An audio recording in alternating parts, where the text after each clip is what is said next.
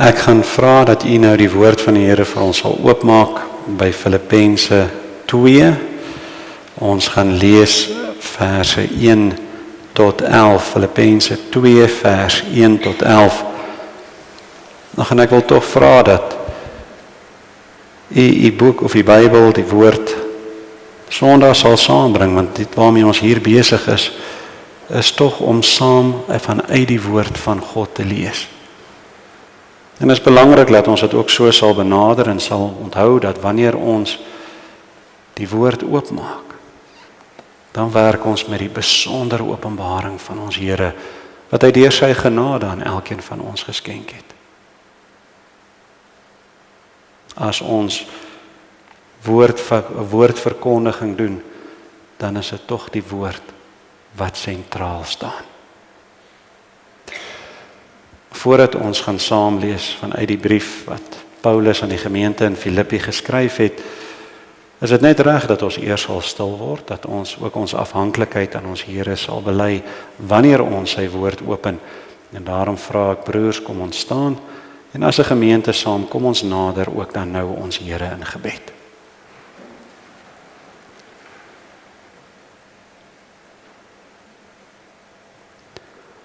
Almagtige, alomteenwoordige, alwetende, ewige en regverdige God, ons Here. Here, U is waarlik ons lig en krag. U sal ons waarlik nooit verlaat nie, ons nooit begewe nie. U het ons skuld betaal. U het ons vrygemaak. En soos wat ons so baie sing, U het ons lief. En U maak ons harte rein. Daarom kan ons as U kinders elke dag van ons lewens juig. Daarom kan ons waarlik bly wees. Daarom, op grond van wat U vir ons gedoen het, kan ons en is ons ook nou biddend hier voor U vergader. Nou Here, ons wil vanoggend U vra dat U ons harte ontvanklik sal maak vir U woord. Dat ons dit sal inneem wat daar staan en dat die boodskap sal inslag vind in ons lewens. Sal vrugte dra in ons getuienis ook na buite. Here, ons wil ook bid en vra dat ons reg oor die skrif sal dink. Dat ons dit reg sal benader. Dat ons U woord reg sal lees en hanteer. Want dit is so groot seën, so groot genade vanuit U hand. Here, ons bid en vra ook dat U ons sal vergewe in Christus bloed, daar waar ons oortree. Help ons om teen die sonde wat teen ons sin en ons lewens agtergebly het te veg, by die pad van heiligmaking wat ons ook stap. Here, wees met elkeen in die gemeente, maar in besonder hulle wat siek is. Ons dink aan oom Diek, Tannie Didi, besondere paadjie wat U hierdie week ook saam met hulle gestap het. Ons is dankbaar, oom Diek lyk alweer beter. Ons dink aan Tannie Esther, dat hulle 'n paar jaar lank 'n opdraande pad stap. Ook aan oom Andreas wat saam met haar daardie paadjie loop. Ons dink aan Tannie Elvera wat alweer veilig by die huis is, oom Niek. Ons dink aan oom Skalk, Tannie Susan. Dankie dat ons ook vir hulle kan voorbidding doen en weet, U hoor wat ons vra en U gee om. Seën almal wat hierdie komende week verjaar. En dankie dat U vir elkeen van hulle ook 'n nuwe lewensjaar bygevoeg het. En mag vanoggend se diens wees ooreenkomstig U wil, tot uitbreiding van die koninkryk en tot eer en verheerliking van die groot en heilige naam. Dit alles vra ons nie uit verdienste nie, maar in die naam van ons Here Jesus Christus alleen. Amen.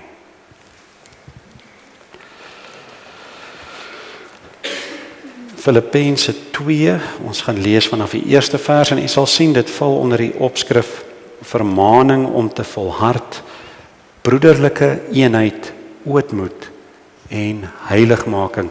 Let veral op verse 6 tot 8 wanneer ons dit lees.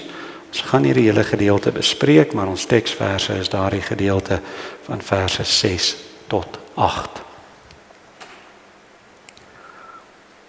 As daar dan enige troos in Christus is, as daar enige vertroosting van die liefde, as daar enige gemeenskap van die Gees, as daar enige innige tederheid en ontferming is, maak dan my blydskap volkome deur eensgesind te wees en dieselfde liefde te hê, een van siel, een van sin.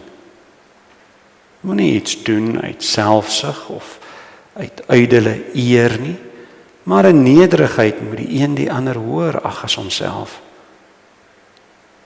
Julle moet nie elkeen na sy eie belange omsien nie, maar elkeen ook na die ander sin. Want hierdie gesindheid moet in julle wees, wat ook in Christus Jesus was.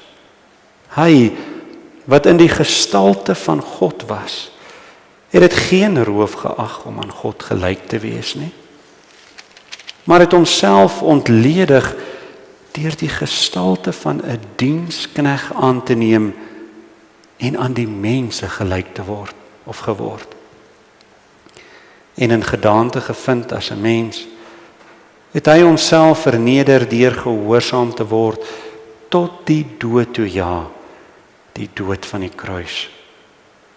Daarom het God hom ook uitermate verhoog en hom 'n naam gegee wat bo elke naam is, sodat in die naam van Jesus sou buig elke knie van die wat in die hemel en die wat op die aarde en die wat onder die aarde is, en elke tong sou bely dat Jesus Christus die Here is, tot heerlikheid van God die Vader. Ons lees net tot sover vanoggend. Hy het homself ontledig deur die gestalte van 'n diensknegt aan te neem en aan die mense gelyk te word. Nou broers en susters, verlede week het ons met die preek eintlik 'n inleiding gedoen oor hierdie lydingstyd waarin ons tans staan. En ons het vinnig en oorsigtelik gekyk na al die fasette van Christus se vernedering hier op aarde. Nou as ons na die belydenisskrifte kyk, dan kan ons sien dat dit ook daar op 'n ander manier saamgevat is. Daar staan die fasette van Christus se lyding op aarde bestaan uit sy menswording, sy lewe en sy lyding, sy dood en sy begrafnis. En ons gaan nou die volgende paar weke in hierdie lydingstyd na hierdie verskillende fasette kyk met die oog op Goeie Vrydag, wat ook nie meer te ver is nie. En vandag begin ons dan by die eerste punt, Christus se menswording. Nou as ons begin, moet ons dadelik vir mekaar sê, dis 'n aspek waarvan ons nooit die volle diepte sal kan verstaan nie. Dis 'n aspek wat glad nie maklik is om te begryp nie. En u sal sien vanoggend hoekom ek so sê. Nou in die gedeelte wat ons gelees het, bespreek Paulus onder meer en besonder Christus se menswording. Maar dit is nie al waaroor hierdie gedeelte gaan nie. Hy gebruik Christus se menswording as die fondament vir 'n argument wat hy besig was om te voer. As die vertrekpunt vir 'n punt wat hy graag aan die gemeente wou maak. So om te verstaan wat Paulus sê rondom Christus se menswording, moet ons verstaan wat hy besig was om te argumenteer. Want dalk op die oog af lyk die gedeelte maklik om te verstaan. Maar in werklikheid is dit ontsettend diep, baie ryk aan betekenis. Die punt wat Paulus aan die gemeente wou deurbring, vind ons in vers 5. Hierdie gesindheid moet in julle wees, wat ook in Christus Jesus was. Dit was vir Paulus baie belangrik, dat die gelowiges dieselfde gesindheid sal openbaar, as wat Christus geopenbaar het, spesifiek met sy menswording. Waarom was dit vir ons so belangrik? In sy argument sien ons alreeds in die eerste vers, want daarin lê ons troos, of anders gestel ons hoop, ons hulp, ons bemoediging, ons gemeenskap, ons broederskap, ons verbintenis is deur die Gees daarin gesetel, as ook ons gemeenskaplike erfenis, die ewige lewe. Nou van daar af bou Paulus verder aan die argument, en hy gaan voort om die voorbeeld van Christus se gesindheid, dit wat ons veronderstel is om ook te openbaar, te verduidelik aan die hand van 3 punte. Eerste, vers 6, sy ewige bestaan. Tweede, sy vernedering, verse 7 en 8. En dan direk daarna vanaf vers 9, sy verhoging. Ek herhaal, so om Christus se gesindheid te verstaan, verduidelik Paulus dit aan die hand van sy ewige bestaan, sy vernedering en sy verhoging. Nou, ons kyk spesifiek hierna vanuit ons teksverse, want soos wat ons mekaar gesê het ook, ons is besig hier met die woord van God. En in daai teksverse lees ons, hy wat in die gestalte van God was. Hy wat in die gestalte van God was. Het dit geen roof geag om aan God gelyk te wees nie, maar het homself ontledig deur die gestalte van 'n diensknegt aan te neem en aan die mense gelyk te word. En in gedaante gevind as 'n mens, het hy homself verneder deur gehoorsaam te word tot die dood toe. Ja, die dood van die kruis. Hy wat in die gestalte van God was. Paulus leer hier vir ons heel eerste, Christus is God. Christus is ewig God. En die woordjie wat Paulus gebruik, verwys na 'n volgehoue kondisie of state, 'n manier van wees, nie iets wat jy word of iets wat jy kry nie. Dit is nie aan hom gegee of aan hom geskenk nie. Hy het dit beslis nie ontvang of gewen nie. Hy is die ewige skepper. Hy is, ek is wat ek is. Hy is verbondsgod van sy volk. Hy is 'n regter wat oordeel oor alles en almal. Dit is wie God is. Dit is wie Christus is. Met ander woorde, as ons na hierdie argument kyk, moet ons besef, Christus is nie sommer maar net jou beste maatjie nie. Hy is beslis ook nie 'n spaarwiel in die nood, tot wie jy bid as jy hom nodig het nie. Ons moet besef met wie ons te doen het, as ons hierdie argument wil volg. En hy is die ewige, die onveranderlike, die almagtige, die alwyse, die alomteenwoordige God.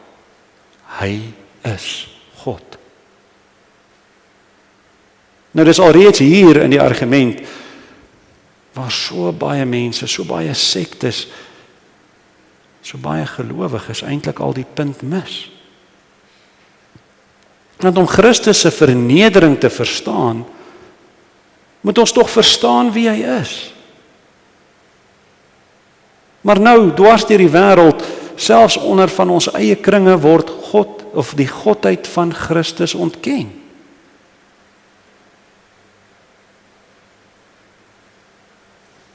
Selfs in ons universiteite. Selfs onder teoloë in ons susterskerke word die godheid van Christus ontken. En weet jy, baie keer wanneer ons dogma, ons leerstellinge, dit wat ons hou vir die waarheid en weet is die waarheid, as dit aangeval word, is dit 'n aanval op die wese van Christus. Dit wat die grondslag van ons geloof is, God wat mens geword het, word wêreldwyd ontken, en so word die blye boodskap gemis.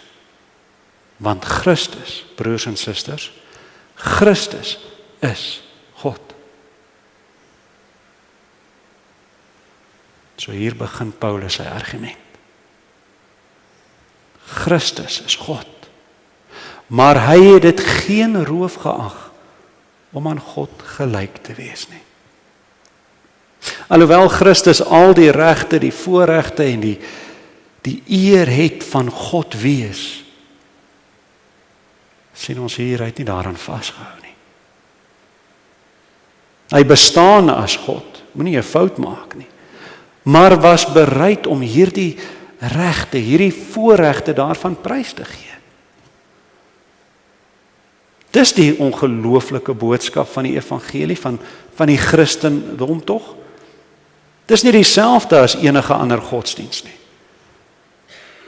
In Indië sien ons byvoorbeeld mense wat alles in hulle vermoë doen om 'n afgod gelukkig te hou, sodat sy tog net nie in woede op hulle sal neerkyk nie. Maar wat sien ons? Ons sien ons God, wat na gebroke sondaars wat hom gehaat het, gekyk het, bose mense wat as sy vyande gereken was, en hy was bereid om homself te verneder ter wille van ons saligheid. Ter wille van ons saligheid. Daarvoor het hy homself ontledig.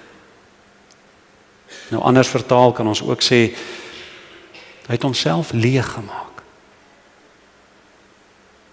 Hy het besluit om nie dit wat hom toekom op grond van wie hy is te gebruik nie.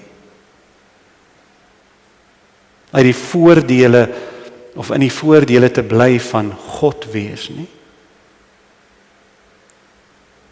Maar het homself leeg gemaak. Probeer vir 'n oomblik dink, so ver as wat ons beperkte verstand dit moontlik maak, God wat alles besit, wat alles kan doen, wat op alles geregtig is. God wat in homself volkome is, het homself leeg gemaak. Nou ons moet vir mekaar sê, ons moet besef, hy het nie sy godheid prysgegee nie. Sou hy dit doen, het hy opgehou bestaan, want hy is God. So wat het hy gedoen? Hy het sy hemelse glorie verberg. Hy het die mantel van sy heerlikheid het hy verruil vir 'n baadjie van 'n wêreldse bestaan. Hy het afstand gedoen van sy autonome autoriteit. Nou al drie persone van God, Vader, Seun en Heilige Gees weet ons is gelyk in alle aspekte. Al drie is volkome God. En al drie is aan niks en niemand anders rekenskap verskuldig nie. Maar hier het Christus sy onafhanklike gesag prysgegee en homself in totaliteit aan die wil van sy Vader onderhewig. Daarom sê ons hy was tot die dood toe gehoorsaam. En dan het hy fisies ook alles prysgegee. Hy wat alles gemaak het, alles besit, het dit alles tersyde gestel om as mens geen rykdom te hê op aarde nie. Hy het steeds God gebly, maar hy het homself leeggemaak. Leeggemaak van sy glorie, sy autonomiteit, van al die dinge wat hom as God toegekom het. Steeds volkome God, maar gekies om homself te ontledig. Paulus skryf verder, en hy het die gestalte van 'n diensknegt aangeneem en aan die mense gelyk geword. Volkome God, maar ook volkome mens, gelyk aan die mense geword. Met ander woorde, hy het al die eienskappe van menswees ontvang. Waarlik en volkome mens. Weereens, hy het nie opgehou om God te wees nie, maar hy was as God ook nie sommer maar net deur 'n liggaam beklee nie. Hy was nie God binne die oortreksel van 'n menslike liggaam nie. Want menswees is tog baie meer as net die liggaam. En hy was volkome mens. Ons weet dat die wêreld binnegekom vanuit 'n vrou. En daarom die volle effek van die sondeval op hierdie skepping ervaar. Ons Here het hartseer geken. Hy het pyn ervaar, hy het lyding ervaar. Hy het honger en dors gehad. So het hy ten volle die effek van die sonde op hierdie werklikheid ervaar, sonder homself die sonde te deel of om daaraan te raak. Hy het al die toetse, die versoekinge, die verleiding ervaar wat elke mens ervaar, sonder om daarvoor te val. Nooit het hy gesonde nie, want God kan nie sondig nie. En so was hy gehoorsaam tot die dood toe.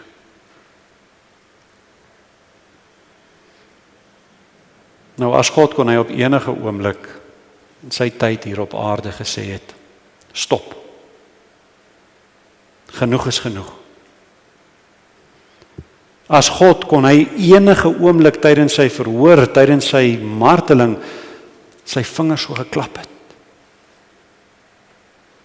En 'n einde aan almal rondom hom gemaak het.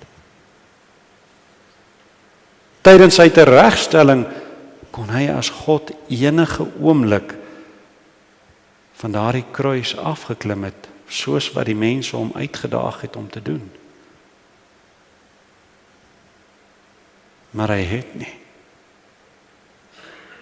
Hy het nie. Hy het tot die dood toe nederig gebly. Tot die dood toe in vernedering gebly. Nie sommer maar net nie. Vir u en vir my wat vandag ook hier sit.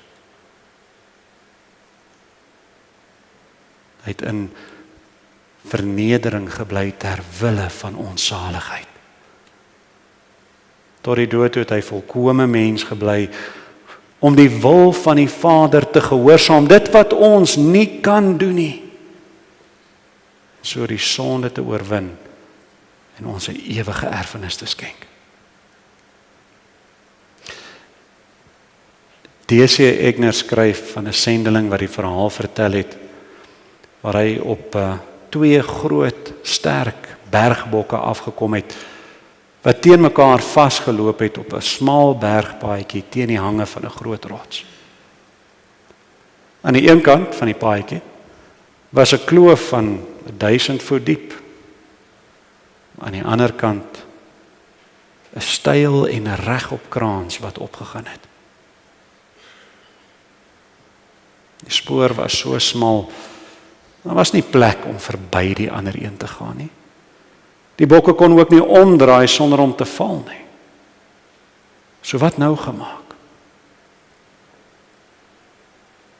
Uiteindelik, in plaas daarvan om te veg vir die reg van toegang, het die grootste van die 2 bokke neergekniel en het hy homself so plat as moontlik gemaak op daardie paadjie,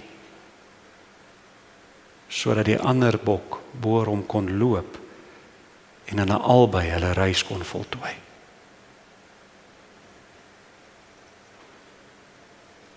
Hy sê dis op hierdie manier in 'n sekere sin, dit wat Christus, die grootste vir ons gedoen het. Toe hy die heerlikheid van die hemel verlaat het, na die aarde toe gekom het, neergebuig het na die mens, en self mens geword het om vir ons sondes te sterf. Hy het gesien ons was vasgevang tussen die kloof van ons sonde aan die een kant en die kraans van God se geregtigheid aan die ander. Sonder dat ons onsself kon help. Sonder dat ons onsself kon red. Het hy homself verneder deur sy reg op te gee en sy goddelike krag te gebruik. Hy het die vorm van 'n diensknegt aangeneem. Hy het afgekom tot daar waar ons vasgevang was, homself absoluut voor ons verneder, sodat ons op hom trap om ons ewige bestemming te bereik.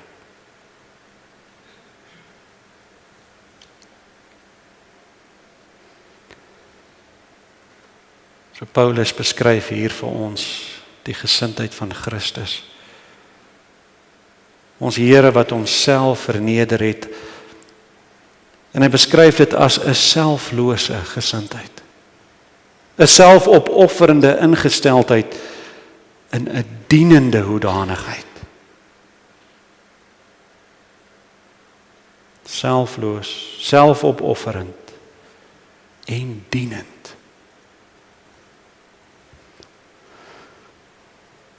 Maar ons het gesê, hy beskryf dit nie sommer maar net nie. Hierdie is deel van sy argument. En die doel het ons ook al vir mekaar gesê, want hierdie gesindheid moet in julle wees, soos ook in Jesus Christus was. Dieselfde gesindheid wat Christus geopenbaar het, moet ons as sy kinders ook openbaar. Dit is die aspek van Christus se lyding om mens te word, wat ons saam met ons moet neem in ons pad van heiligmaking. Soos wat Christus vir ons die perfekte model van selfopofferende en selfontkennende vernedering geword het, so moet ons ook vir hom leef. Soos wat Christus alles prysgegee het ter wille van ons, so moet ons ook bereid wees om alles prys te gee ter wille van hom.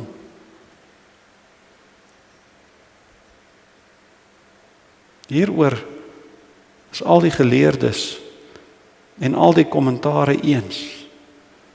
Handhaaf hierdie manier van dink in jou ook soos wat in Christus was. Dink op dieselfde manier as wat Christus gedink het. Laat dieselfde ingesteldheid in jou wees as wat in Christus was. Hierdie ingesteldheid moet voortdurend in jou wees. Laat Christus self jou voorbeeld wees. Laat julle houding teenoor mekaar bepaal word deur Christus se houding teenoor jou, ensovoorts.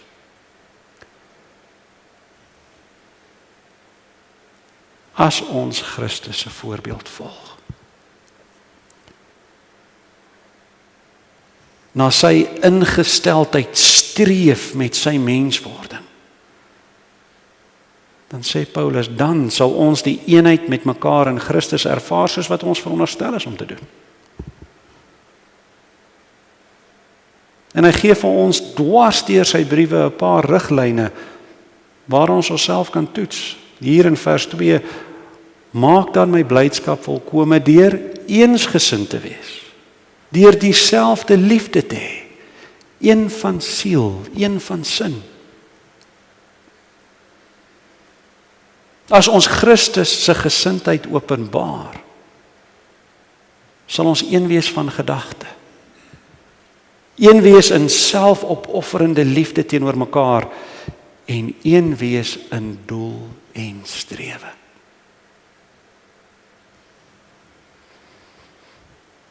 Maar hy waarsku ook in hierdie gedeelte, waarsku hy ook van die simptome wat ons sal ervaar as ons nie Christus se voorbeeld volg nie. Wat sal ons dan sien? Verse 3 en 4. Daar lees ons, moenie iets doen uit selfsug of uit ydelle eer nie, maar in nederigheid moet die een die ander hoër ag as homself. Julle moet nie elkeen na sy eie belange omsien nie, maar elkeen ook na die ander se. Met ander woorde, as ons nie Christus se voorbeeld ervaar of navolg nie, dan sal ons sien die gevolge van die eie ek wat op Christus se troon probeer sit. En dit bring twis, wederstrewigheid, selfverheerliking en selfverhoging. Alles behalwe nederigheid. Alles behalwe liefde. So as 'n gemeente kan ons onsself toets. Ons kan gaan kyk of ons waarlik die voorbeeld en die ingesteldheid van Christus met sy menswording in ons eie lewens kan raak sien. Kom ons maak dit prakties. Wat was my houding teenoor 'n broer of suster in Christus wat my dalk te na gekom het? Selfopofferende liefde en vergifnis volgens Christus se voorbeeld? Of verwerping van daardie mens op grond van sonde waaraan ek eintlik net so skuldig is? Selfopoffering of selfverheerliking? Wat was my gesindheid teenoor die werksaamhede van die kerk die afgelope jaar? Het ek gegaan daar waar ek nodig was, soos wat Christus homself laat neerdaal het, daar waar hy nodig was? Het ek saam daar gaan help, gewerk, beplan, gestreef in die dinge wat aangepak is tot uitbreiding van die koninkryk? Of het ek eerder gebou aan my eie lewetjie, my eie koninkrykie hier op aarde?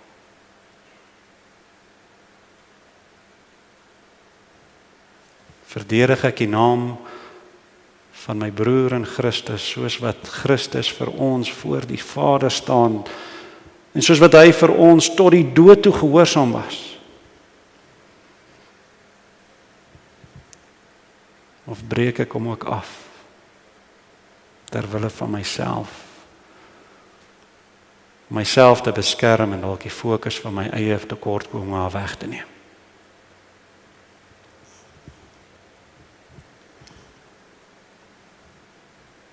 Selfverloning, selfopoffering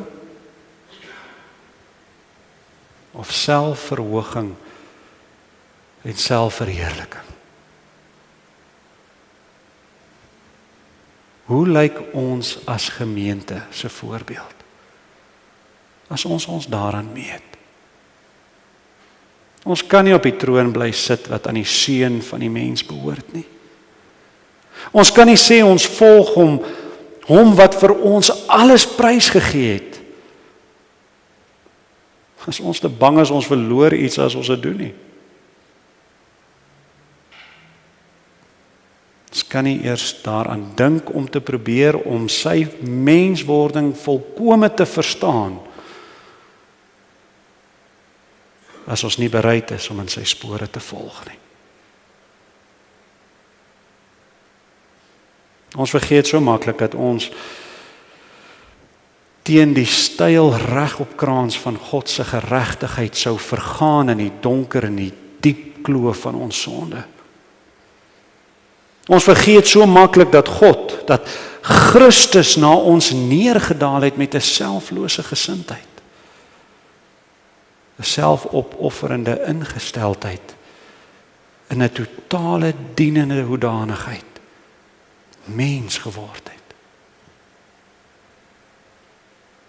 Ons vergeet so maklik dat hy, God, homself vir ons verneder het, sodat dit 'n sondige mens op hom trap om die ewige lewe te bereik. Hy wat in die gestalte van God was, het dit geen roof geag om aan God gelyk te wees nie, maar het homself ontledig deur die gestalte van 'n diensknegt aan te neem, aan die mens gelyk te word. En in gedaante gevind as 'n mens, het hy homself verneder deur gehoorsaam te word tot die dood toe, ja, tot die dood van die kruis. Ons vergeet hierdie dinge. En daarom vergeet ons so maklik dat hierdie gesindheid ook in ons moet wees, soos wat dit in ons Here is. En daarom kan ons die toets nie deurkom as ons onsself in die riglyne meet wat Paulus vir ons in hierdie gedeelte stel nie.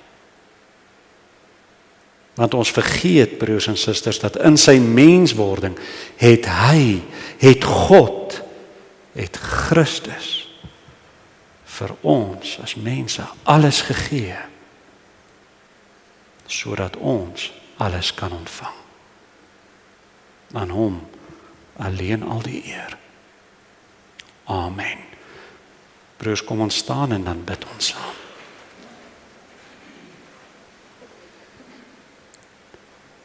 Almagtige God, grote God en ewige God, ons skepper, ons regter, ons verlosser en ons trooster. Ons loof U en ons prys U, ons aanbid U, ons dank U. Hoe kan 'n mens anders doen as U deur U genade ons tot die besef gebring het van wat U in absolute liefde vir ons gedoen het? U het ons krankhede op U geneem, ons smarte het U gedra. Terwille van ons oortredinge is U deurboor, terwille van ons ongeregtighede verbrysel.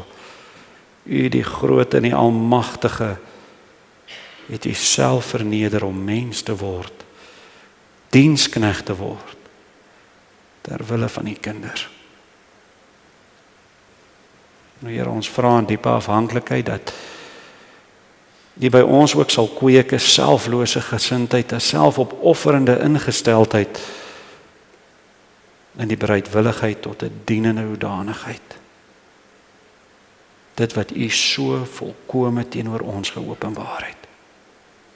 Nie ten eerste vir onsself nie, maar tot verheerliking van U naam.